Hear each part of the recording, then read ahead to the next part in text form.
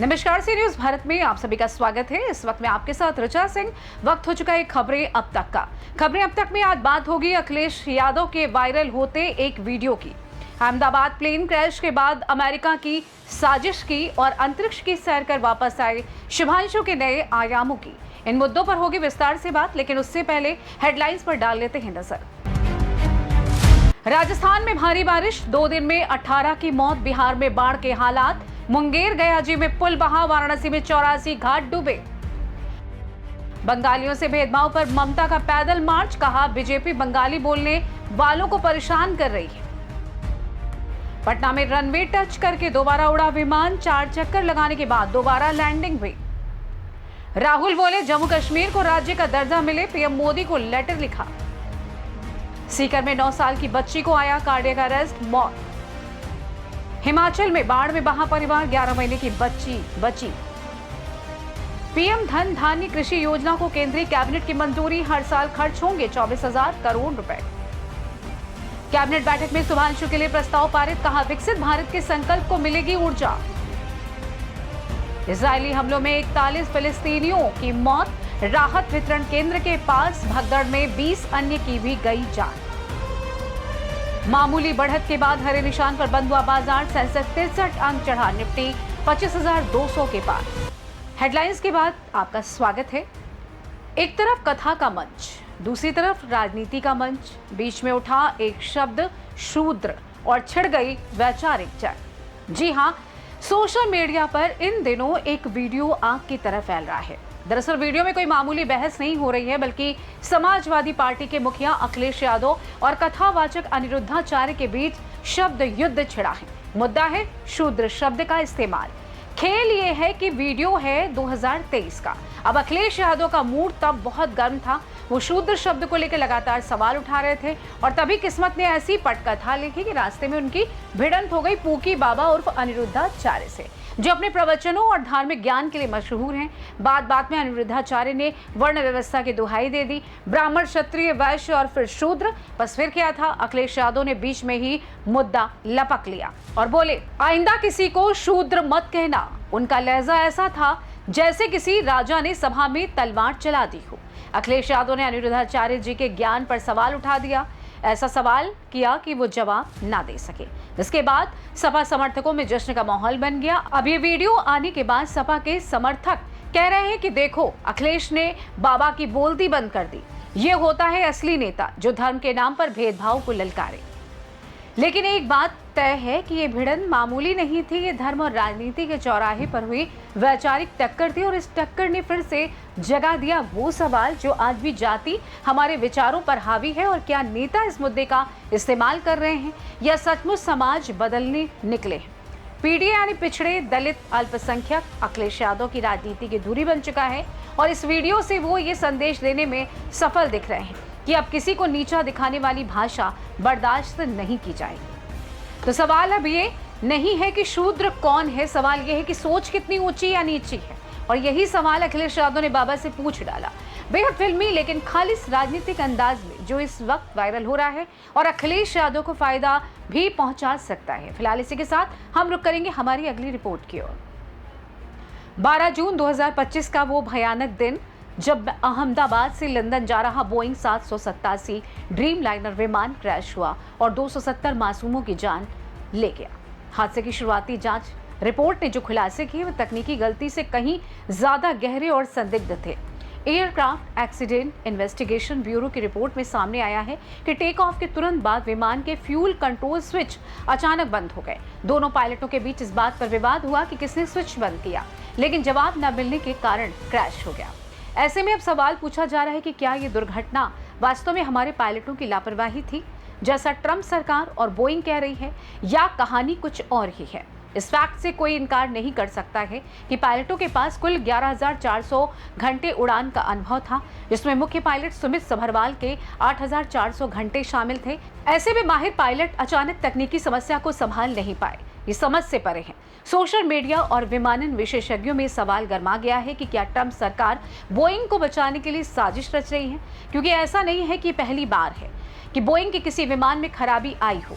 क्योंकि 2013 में बोइंग 787 की लिथियम आयन बैटरियों में आग लगने की वजह से पूरे बेड़े को ग्राउंड कर दिया गया था। 2017 में सीएजी रिपोर्ट में खुलासा हुआ कि बैटरियों में शॉर्ट सर्किट के कारण आग लगने का खतरा था। 2020-22 में ड्रीमलाइनर के बॉडी पार्ट्स में मैन्युफैक्चरिंग दोष पाए गए। इतना ही नहीं, न्यूयॉर्क टाइम्स के अनुसार बोइंग के 108 साल के इतिहास में 6000 से ज्यादा प्लेन क्रैश हो चुके हैं, जिनमें 9000 से ज्यादा मौतें हुई हैं। इनमें से कई हादसे पायलट की गलती से नहीं, तकनीकी खराबी से हुए। 2018-19 में बोइंग 737 मैक्स के 2 हादसों में 346 लोग मारे गए। जांच में पता चला कि MCAS सिस्टम की खराबी को छुपाया गया और पायलटों को सही जानकारी नहीं दी गई। इसके बावजूद बोइंग और अमेरिकी सरकार ने कंपनी को बचाया। अब अहमदाबाद क्रैश में भी वही कहानी दोहराई जा रही है, जहां दोष पायलटों पर मढ़कर कंपनी और सरकार की छवि बचाने की कोशिश की जा रही है। बोइंग अमेरिका की सबसे बड़ी विमान निर्माता कंपनी है, जिसका नेटवर्थ $161 बिलियन है। अमेरिकी सरकार में बड़े उद्योगपतियों का दबदबा होने के कारण FAA जैसी एजेंसियां कई बार बोइंग के पक्ष में निर्णय लेती रही हैं। देखा जाए तो अहमदाबाद प्लेन क्रैश सिर्फ एक त्रासदी नहीं, बल्कि एक बड़ा सवाल है। क्या अमेरिकी सरकार और बोइंग ने पायलटों पर पल्ला झाड़कर अपनी गड़बड़ियों को छिपाने की कोशिश की है? क्या ये हादसा नहीं बल्कि एक खूनी खेल है, जिसमें आम इंसान की जानें कीमत बन गई? ये कहानी अभी खत्म नहीं हुई, क्योंकि जनता जांच एजेंसियां सच को उजागर करने के लिए लगातार दबाव बना रहे हैं और सच आज नहीं तो कल सामने आएगा ही। इसी के साथ हम बढ़ेंगे अपने अगली रिपोर्ट की ओर। भारत के शेर ग्रुप कैप्टन शुभांशु शुक्ला ने वो कर दिखाया जो हर भारतीय के लिए गर्व का विषय है। उन्होंने एक्सियोम 4 मिशन के तहत अंतर्राष्ट्रीय अंतरिक्ष स्टेशन की चक्कर लगाई। जी हां, नासा और स्पेसएक्स के साथ मिलकर भारत ने इतिहास रचा और इस मिशन पर इसरो ने खर्च किए करीब 550 करोड़ रुपए। सुनकर लग रहा है होगा कि आखिर इतना भारी खर्च क्यों किया गया। दरअसल ये सिर्फ खर्च नहीं, बल्कि भारत के लिए सुपरहिट निवेश है।